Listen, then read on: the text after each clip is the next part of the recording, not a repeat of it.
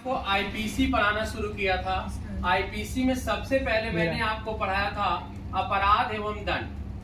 अपराध एवं दंड पढ़ाते हुए मैंने आपको बताया था कि अपराध को परिभाषित करने के लिए कुछ विधि विद्वान है, जैसे ब्लैक स्टोन ने कहा समाज में समादेशित या निषिद्ध की गई विधि पर अतिक्रमण करना अपराध है। फिर उसके बाद है स्टीफन ने कहा कि समाज में किया गया अनैतिक या अरुचिकर कार्य अपराध है। इसके बाद केनी आए, जिन्होंने कहा किसी भी अपराध की सस्ती या सजा दंड कहलाती है। दंड देने का अधिकार सम्राट के पास और क्षमादान का अधिकार भी सम्राट के पास होगा। यह बात भी गलत रही। जब किसी ने या बड़े बड़े विधि विद्वानों ने अपराध को परिभाषित नहीं कर पाए, ऐसी स्थिति में अपराध को परिभाषित करने के लिए दो सूत्र लिए गए। एक सूत्र का नाम है नल्लम क्राइमेन सीने लगे, यानी मात्र विधि द्वारा घोषित कार्य ही अपराध होगा, और एक सूत्र का नाम है नल्लम पोएना सीने लगे, अर्थात जब तक विधि में दंड का प्रावधान नहीं कर दिया जाता, किया गया कार्य अपराध की कोटि में नहीं आएगा। इसके बाद मैंने आपको अपराध की अवस्था पढ़ाई, 4 होती है। सबसे पहले आप किसी भी अपराध को करने से पहले आपके मन में आशय आएगा, उस आशय की तैयारी करेंगे, उस तैयारी को पूर्ण करने के लिए प्रयत्न करेंगे। अगर आपका प्रयत्न सफल रहा तो आपका आशय पूर्ण हो गया। तो ये 4 तत्व हो गए, आशय, तैयारी, प्रयत्न और पूर्ण। इसके बाद हमने बताया कि अपराध के 4 तत्व होते हैं। सबसे आवश्यक तत्व पहला है मानव, उसके बाद मन में दुराशय अर्थात मेंसरिया, उसके बाद कार्य या लोभ अर्थात एक्टसरिया, इसके बाद क्षति है, और क्षति को मैंने बताया कि शारीरिक क्षति, मानसिक क्षति, संपत्ति की क्षति, ख्याति की क्षति, इन 4 क्षतियों को किया जा सकता है। इसके बाद मैंने आपको दंड का विषय पढ़ाया कि दंड के विषय में 5 सिद्धांत पढ़ाया। सबसे पहले मैंने कहा आपका पहला सिद्धांत है प्रतिशोधकारी सिद्धांत, दूसरा सिद्धांत है प्रतिषेधकारी सिद्धांत, तीसरा सिद्धांत है प्रायश्चितकरण सिद्धांत, चौथा सिद्धांत आपका है वो है सुधारात्मक सिद्धांत, और 5वां आपका सिद्धांत जो है वह आपका है निवारक या निवारण निवारक या निवारण दंड। इसके बाद मैंने आपको दंड के 5 विषय पढ़ाए, जो आरंभ में 6 थे। मैंने आपको दंड के विषय पढ़ाते हुए बताया था कि मृत्यु दंड के बाद आजीवन कारावास, फिर कारावास, फिर उसके बाद संपत्ति का संपारण, उसके बाद अर्थदंड या जुर्माना। ठीक भैया। इसके बाद मैंने आपको आईपीसी 1860 पढ़ाना शुरू किया था, जिसमें कि हमने आपको पढ़ाया धारा 1। धारा 1 में मैंने पढ़ाया कि संहिता का नाम आईपीसी यानी भारतीय दंड संहिता और विस्तार संपूर्ण भारत में है। धारा 2 में हमने पढ़ाया कि भारत क्षेत्र के भीतर कोई व्यक्ति यदि अपराध करता है तो उसे भारतीय विधि के अनुसार दंडित किया जाएगा।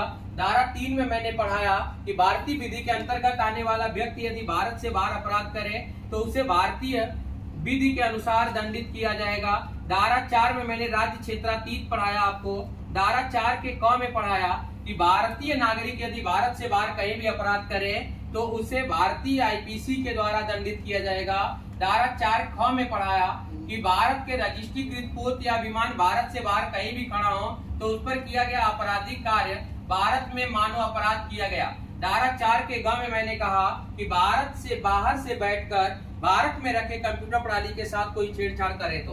धारा 5 में मैंने बताया कि आईपीसी लागू नहीं होती है। धारा 6 में हमने आपको बताया था, धारा 8 में हमने आपको बताया लिंग। इसके बाद हमने बताया धारा 9 वचन।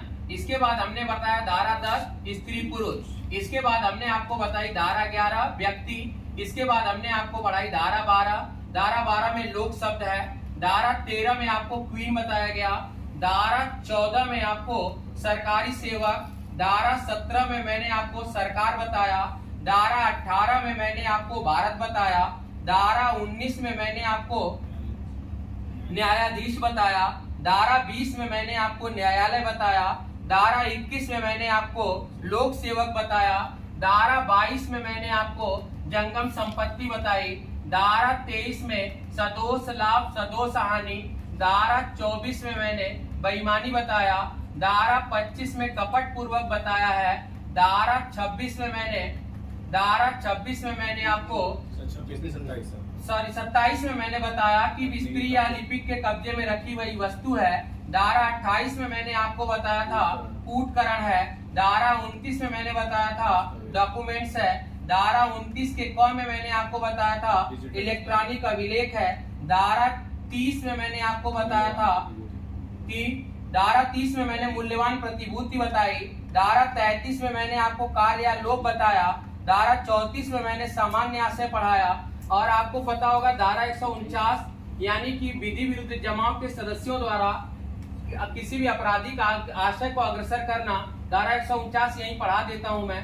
धारा 39 के बारे में आज मैंने बताया आपको स्वेच्छा। इसके बाद मैंने आपको धारा 40 पढ़ाया है अपराध। इसके बाद मैंने आपको धारा 44 पढ़ाई क्षति। इसके बाद मैंने धारा 45 पढ़ाया जीवन। धारा 46 पढ़ाया मैंने आपको मृत्यु। इसके बाद धारा 47 में धारा 50 में आपको धारा पढ़ाया गया। धारा 51 में आपको धारा 52 में आपको सद्भाव पूर्वक पढ़ाया गया। और धारा 51 क में मैंने आपको पढ़ाया था संश्रय। इसके बाद आपको दंड के विषय पढ़ाए गए थे, जिसमें आपको धारा 53 कराई गई दंड का विषय। धारा 54 मैंने आपको पढ़ाया मृत्यु दंड का लघुकरण समुचित सरकार द्वारा किया जाएगा। धारा 55 में आजीवन कारावास का लघुकरण समुचित सरकार द्वारा किया जाएगा। धारा इसके बाद मैंने आपको 60 पढ़ाया कि साधारण कारावास और कठोर कारावास दोनों से दंडित किया जाएगा। धारा 63 में आपको जुर्माने की राशि पढ़ाई गई। धारा 64 में जुर्माना न देने पे कारावास से दंडित किया जाएगा। धारा आपको 65 में बताया गया कि जुर्माना और कारावास दोनों से दंडित किया जाता है, तो कारावास न देने की स्थिति में आपको 4 वर्ष तक के कारावास से दंडित किया जाएगा। इसके बाद आपको धारा मैंने 71 पढ़ाई कि एक अपराध करने के लिए कई अपराध करें तो गुरुतर दंड से दंडित करेंगे। धारा 72 कई अपराधों में शामिल होने वाले व्यक्ति पे अगर संभावना हो तो उसे हम न्यूनतम दंड से दंडित करेंगे। धारा 73 में हमने एकांत परिरोध पढ़ाया। धारा 74 में एकांत परिरोध की अवधि बताई गई। इसके बाद धारा 76 में विधि द्वारा अबद्ध व्यक्ति या तथ्य के भूल के कारण किया गया अपराध है। धारा 77 में न्यायाधीश के द्वारा किया गया कार्य है। धारा 78 में जल्लाद के द्वारा किया गया कार्य है। धारा 79 में विधि द्वारा न्याय अनुमत व्यक्ति द्वारा तथ्य के भूल के कारण किया गया कार्य अपराध है। धारा 80 में विधि संरक्षण लेने के बाद दुर्घटना बस हुआ कार्य अपराध नहीं है। धारा 81 में छोटी अपहानी 2 अपहानी कारित होना संभाव्य हो तो छोटी अपहानी कारित करना अपराध नहीं है। धारा 82 में 7 वर्ष से कम उम्र के बच्चे के द्वारा किया गया कार्य अपराध नहीं है। धारा 83 में 7 से 12 वर्ष का बच्चा जो अबोध हो उसके द्वारा किया गया कार्य अपराध नहीं है। धारा 84 में पागल व्यक्ति है। धारा 85 में अनैच्छिक शराबी। धारा 86 में ऐच्छिक शराबी। धारा 87 में सम्मति के द्वारा किया गया कार्य जिसमें मृत्यु या गोरुपति कारित हो जाए तब भी अपराध नहीं है। धारा 88 में सम्मति और सद्भाव पूर्वक किया गया कार्य है। धारा 89 में संरक्षक या माता पिता के द्वारा किया गया कार्य है। धारा 90 में भ्रम के अधीन किया गया कार्य है। धारा 91 में जानबूझकर अपहानी कारित करना अपराध है। धारा 92 में सम्मति के बिना सद्भाव पूर्वक किया गया कार्य है। धारा 93 में सद्भाव पूर्वक दी गई संसूचना है। धारा 94 में भय के अधीन या धमकी के अधीन किया गया कार्य है। धारा 95 में तुच्छ कार्य आता है। धारा 96 में आत्मरक्षा के अधिकार के बारे में बताया गया। धारा 97 में आत्मरक्षा के अधिकार का लागू होना है। धारा 98 में पागल व्यक्ति के विरुद्ध आत्मरक्षा का अधिकार है। धारा 99 में आत्मरक्षा का अधिकार नष्ट है। धारा 100 में 7 कारणों से आत्मरक्षा के अधिकार में किसी व्यक्ति की मृत्यु कारित कर सकते हैं।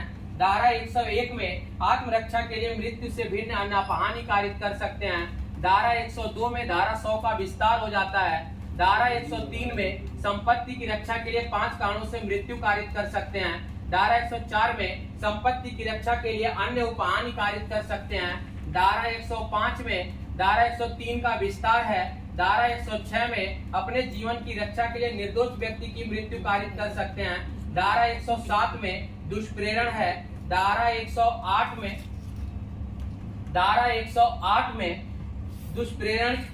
दुष्प्रेरक है। धारा 109 में दुष्प्रेरण के लिए दंड है। धारा 114 में दुष्प्रेरक की घटना स्थल पर उपस्थिति है। इसके बाद मैंने आपको पढ़ाया धारा 120A में षड्यंत्र है। धारा 120A में षड्यंत्र है। धारा 120B में षड्यंत्र का दंड है। इसके बाद धारा 121 में भारत सरकार के खिलाफ युद्ध लड़ना या युद्ध लड़ने का प्रयत्न करना है। धारा 121 क में भारत सरकार के खिलाफ युद्ध लड़ने के लिए षड्यंत्र करना है। धारा 122 में आयुध इकट्ठा करना है भारत सरकार से युद्ध लड़ने के लिए। धारा 123 में भारत सरकार के विरुद्ध अप्रीति या घृणा पहुंचाना है। धारा 124 में विधिपूर्ण शक्ति का प्रयोग करने के लिए राज्यपाल या राष्ट्रपति का अवरोध करना है।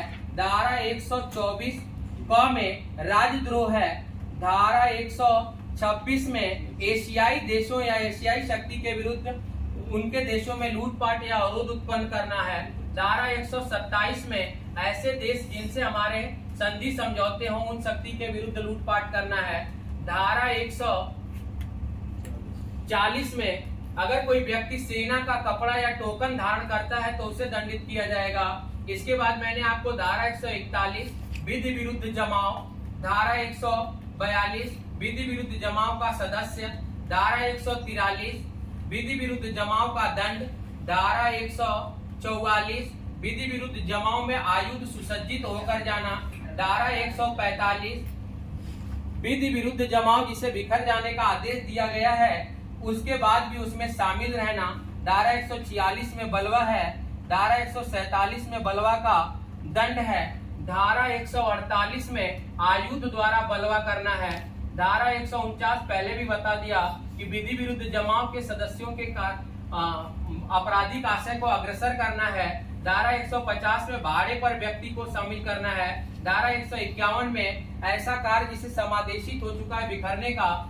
उसके बाद धारा 159 में दंगा है, धारा 160 में दंगा का दंड है। इसके बाद आपको मैंने पढ़ाया होगा धारा 166 जहां पुलिस अधिकारी किसी सरकारी निर्देश या विधि की अवज्ञा करे, धारा 166A में न्यायालय के आदेश का अवज्ञा करे, धारा 188 इसके बाद मैंने आपको पढ़ाया जहां पे प्रशासनिक के द्वारा प्रख्यापित आदेश का उल्लंघन करना है। कोविड-19 उदाहरण दे रखा है मैंने इसका। इसके बाद धारा 191 में मिथ्या साक्ष्य देना है, धारा 192 में मिथ्या साक्ष्य गढ़ना है, धारा 193 में मिथ्या साक्ष्य देने और गढ़ने का दंड है, धारा 194 में मिथ्या साक्ष्य देने से यदि किसी व्यक्ति को मृत्यु दंड हो जाए, धारा 195 में मिथ्या साक्ष्य देने से किसी व्यक्ति को आजीवन कारावास हो जाए, धारा 201 में मतलब आपराधिक साक्ष्यों को छुपाना या विलोपित करना है, धारा 214 में किसी आपराधिक व्यक्ति को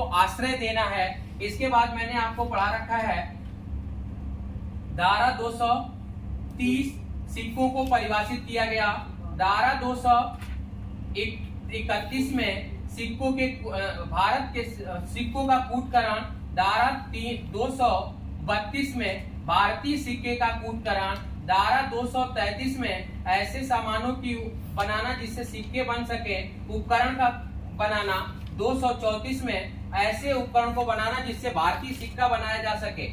इसके बाद हमने आपको पढ़ाया है बाटों से संबंधित अपराध, वो देख लीजिएगा। इसके बाद 268 पढ़ाया था, पब्लिक न्यूसेंस पढ़ाया था। 292 में मैंने आपको कहा था कि तरुण व्यक्ति को अश्लील पुस्तक नहीं बेचा जाएगा। 293 में मैंने आपको 292 में मैंने अश्लील पुस्तक आदि के विक्रय पर रोक लगाया था। 293 में तरुण व्यक्ति को अश्लील पुस्तक नहीं दिया जाएगा।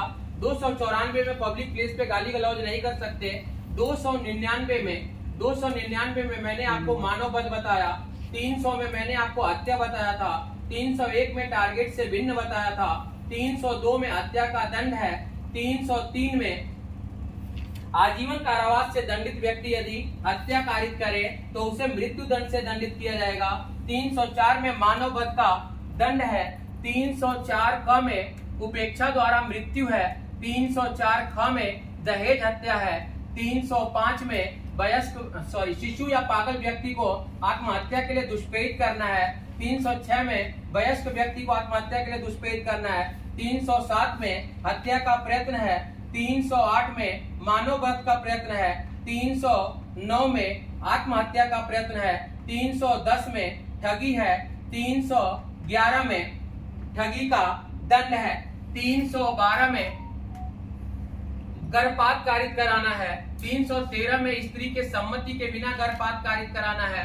314 में शिशु को जीवित पैदा होने से नहीं, गर्भपात कारित कराना 314 में भी है, यदि गर्भपात कारित कराते हुए मृत्यु हो जाए। 315 में है शिशु को जीवित पैदा होने से रोकना।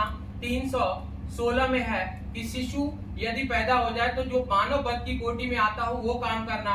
317 में है कि ऐसे शिशु जो जन्म के बाद ऐसे शिशु जिनकी उम्र 12 वर्ष हो उनके माँ बाप के द्वारा उन्हें आरक्षित जगह पे छोड़ देना। 318 में है कि शिशु के शरीर का व्यपदर्शन करना या उसको गुप्त रूप से छुपाना। और 319 में है आपका उपाधि। 320 में आपका है स्वेच्छा उपाधि, घोर उपाधि। 321 में आपका है स्वेच्छा उपाधि। 322 में आपका है स्वेच्छा घोर उपाधि।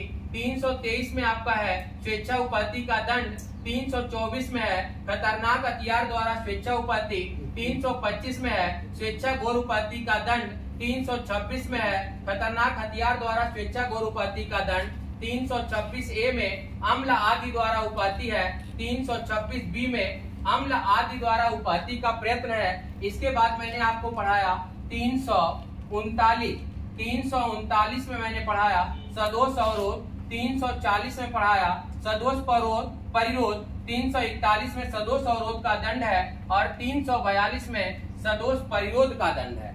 आज के लिए